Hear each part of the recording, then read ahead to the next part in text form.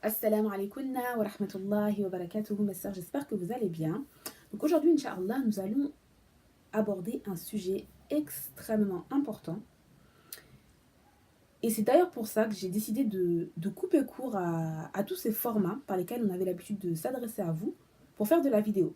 Donc certes, on ne voit pas mon visage, mais le but étant vraiment d'attirer votre attention parce que le sujet que nous allons voir aujourd'hui, que nous allons commencer à voir du moins, est un sujet capital. Alors quel est-il? L'étude des noms d'Allah Azzawajal. Et pour ce faire, Inch'Allah, nous allons nous appuyer sur ce livre qui a été écrit par Cheikh Abdelrahman As-Saadi, rahimahullah. Et vraiment, c'est un sujet important, donc je vais vraiment vous demander votre entière attention. Alors pourquoi c'est un sujet important? Pourquoi le fait d'apprendre les noms d'Allah Azzawajal, c'est un sujet important? Alors déjà, il faut savoir que la science, elle prend la science, enfin ce qu'on apprend, ça prend de la noblesse en fonction de ce qu'on apprend à travers elle. Et quoi de plus noble, quoi de plus méritoire et quoi de plus important que d'apprendre qui est Allah Azzawajal, qui est le Seigneur de l'univers, celui qui gère et administre chaque chose dans l'univers, celui qui nous fait vivre, qui nous fait mourir, qui nous comble de bienfaits nuit et jour, qui nous accorde notre subsistance, celui dont on ne peut se passer ne serait-ce que le temps d'un clin d'œil. Qui est Allah Azzawajal? Donc c'est vraiment un sujet important et c'est l'un des sujets les plus nobles et les plus importants qu'on puisse étudier. Et au-delà même du fait que ce soit un sujet noble et un sujet important, la connaissance d'Allah Azzawajal est un besoin fondamental pour l'homme. C'est un besoin fondamental. C'est quelque chose dont on a besoin. Et je vais vous citer une parole de Ibn al-Qayyim, rahimahullah, qui dit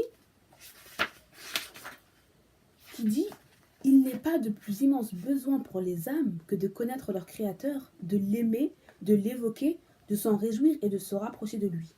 Tout cela n'est possible qu'à travers la connaissance de ses attributs et ses beaux noms.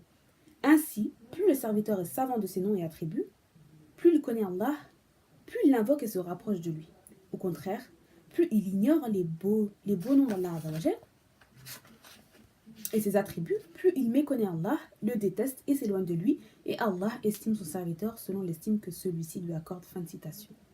Donc on voit vraiment que le fait d'étudier les noms et les attributs d'Allah Azzawajal, c'est un besoin, c'est quelque chose dont on a besoin. Et subhanallah, Allah Azzawajal comble son serviteur de bienfaits nuit et jour.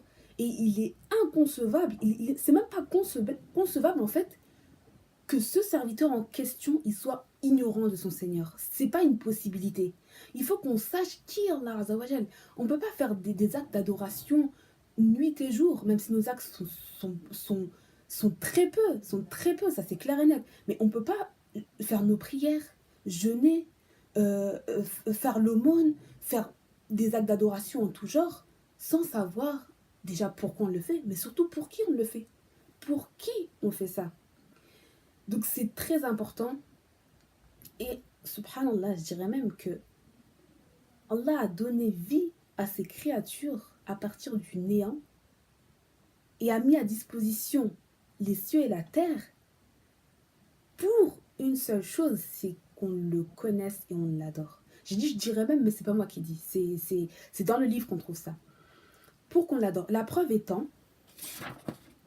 donc c'est dans le verset à la fin de Surat Al-Alaq, Allah Azzawajal nous dit, selon le sens rapproché des versets, Allah qui a créé 7 cieux et autant de terres, entre eux son commandement descend, afin que vous sachiez qu'Allah est en vérité capable de tout et qu'Allah a embrassé toutes choses de son savoir. Afin que vous sachiez. Donc vraiment, les cieux et la terre et tout ce qu'il contient, ça a été créé, tout ça a été créé pour et seulement pour que nous sachions qu'Allah est capable de toutes choses et qu'il a embrassé toutes choses de son savoir. Et un autre verset aussi qui vient nous clarifier cela, c'est dans Surat Al-Dhariyat, quand Allah Azzawajal nous dit وَمَا خَلَقْتُ الْجِنَّ وَالْإِنسَ إِلَّا لِيَعْبُدُونَ. Je n'ai créé les djinns et les hommes que pour qu'ils m'adorent. Que. Il y a une restriction en fait. Notre seul et unique but dans cette dunya, c'est de connaître Allah Azzawajal et de l'adorer. Et de l'adorer. Et cette connaissance des noms et des attributs, elle est d'autant plus importante que la foi en Allah Azzawajal, c'est le premier pilier, c'est le pilier le plus important des 6 piliers. Et la foi, elle ne correspond pas seulement au fait de dire « oui, moi je crois en Allah ». Non, il faut que cette croyance en Allah Azzawajal, il faut qu'elle s'accompagne de la connaissance. Il faut que on connaisse notre Seigneur avant même de l'adorer. Il faut qu'on connaisse notre Seigneur. Et subhanallah, plus notre connaissance en Allah Azzawajal est grande, plus notre foi va augmenter aussi, et notre certitude va augmenter, et notre foi va augmenter. Et à contrario, plus cette connaissance d'Allah Azzawajal diminue, plus notre foi aussi va diminuer. En conséquence, notre foi va diminuer, notre crainte aussi va diminuer, notre certitude va diminuer, et c'est un cercle vicieux en fait. C'est un cercle vicieux, et c'est pour ça qu'Allah Azzawajal dit dans Surat Fatir, Innama yakhshallaha min ibadihi al-ulama, ceux qui craignent véritablement Allah Azzawajal sont les savants. Pourquoi? Parce qu'ils ont une connaissance d'Allah Azzawajal qui fait qu'ils vont craindre Allah Azzawajal davantage que les autres créatures.